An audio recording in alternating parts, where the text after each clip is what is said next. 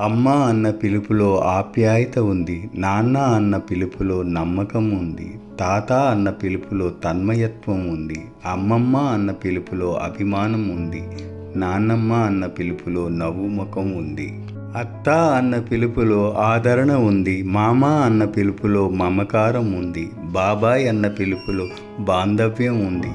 చెన్నమ్మ అన్న పిలుపులో చనువు ఉంది. అన్న అన్న పిలుపులో అభయం ఉంది. చెల్లి అన్న పిలుపులో చేయూత ఉంది. తమ్ముడు అన్న పిలుపులో తీయదనం ఉంది. అక్క అన్న పిలుపులో అనురాగం ఉంది. బావ అనే పిలుపులో బాంధవ్యం ఉంది.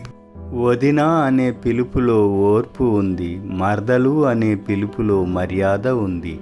మరిది అనే పిలుపులో మానవత్వం ఉంది. గురువు అనే పిలుపులో గౌరవం ఉంది. నేడు మనం కట్టే బట్ట, చదివే చదువు, తినే తిండి అన్నీ పరాయి పోకడలను అనుసరిస్తున్నాయి. కనీసం పిలుపులోనైనా మన అచ్చ తెలుగులో పిలుచుకుందాం, బంధాలను నిలబెట్టుకుందాం.